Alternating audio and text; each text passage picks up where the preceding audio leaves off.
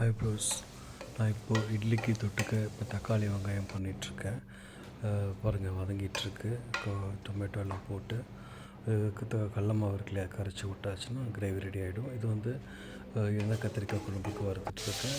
இதை வந்து ஃப்ரிட்ஜால் வந்து நல்லா ஃப்ரை பண்ணி எடுத்து வச்சுட்டு நம்ம வறுத்ததை பொடி பண்ணி வச்சாச்சு அப்படின்னா கடுகு உளுத்தம் பருப்பு எல்லாம் தாளித்து கொட்டினதுக்கப்புறம் நெக்ஸ்ட்டு வந்து இந்த வதக்கி வச்ச அந்த பிரிஞ்சால் எடுத்து அதில் போட்டுட்டு நம்ம அந்த பவுடர் நம்ம பிடிச்சி வச்சுருக்கோம் பார்த்திங்களா, அதையும் நம்ம ஆட் பண்ணிட்டோம் அப்படின்னா உங்களுக்கு நல்லா பிளெண்ட் ஆகிடும்.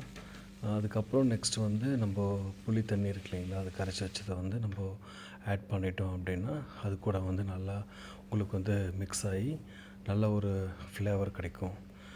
நெக்ஸ்ட்டு வந்து பார்த்திங்கன்னா நம்ம பெருங்காய பொடி இல்லைன்னா பெருங்காய கட்டி ஏதாவது இருந்துச்சுன்னா அதை தண்ணியிலையோ இல்லை மிக்ஸ் பண்ணிவிட்டு நீங்கள் அதில் போட்டிங்கன்னா உங்களுக்கு வந்து நல்லா ஸ்மெல் நல்லா கிடைக்கும். நம்ம டைரெக்டாக போடுறத விட இப்படி பண்ணிங்கன்னா நல்லாயிருக்கும். நெக்ஸ்ட்டு வந்து பார்த்திங்கன்னா அப்படி கொஞ்சம் நல்லா கொதிக்க வைக்கணும். ஆக்சுவலாக அதுக்கு வந்து நல்லெண்ணெய் யூஸ் பண்ணிங்கன்னா ரொம்ப நல்லாயிருக்கும்.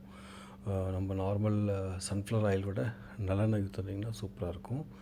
நெக்ஸ்ட்டு என்னோடய டின்னருக்கு வந்து பார்த்திங்கன்னா நான் ஆப்பம் பண்ணிகிட்ருக்கேன்.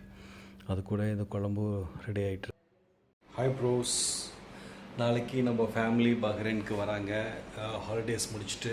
அதனால் வந்ததுக்கப்புறம் பிரேக்ஃபாஸ்ட்டு தென் லஞ்சுக்கு நம்ம இப்போயே ப்ரிப்பரேஷன் பண்ணி வச்சுக்கலாம், நாளைக்கு மார்னிங்க்கு ஈஸியாக இருக்கும் அப்படின்னு சொல்லிட்டு. அப்போது இட்லிக்கு தொட்டுக்கிறதுக்கு வந்து பார்த்திங்கன்னா தக்காளி வெங்காயம் பண்ணுவாங்க இல்லையா, அது ப்ளஸ் லஞ்சுக்கு வந்து பார்த்திங்கன்னா எண்ணெய் கத்திரிக்காய் குழம்பு. அது அது புடிகிற ஸ்டேஜில் இருக்குது. அந்த தக்காளி வெங்காயம் பார்த்திங்கன்னா ஆல்ரெடி ரெடி ஆயாச்சு இட்லிக்கு தொட்டுக்க. நெக்ஸ்ட்டு வந்து இப்போ சாப்பிட்றதுக்கு எனக்கு பாருங்கள் ஆப்பம் ரெடி ஆயாச்சு. அதுக்கு சேம் இதே தான். Okay guys, see you in the next video. Bye bye, see you.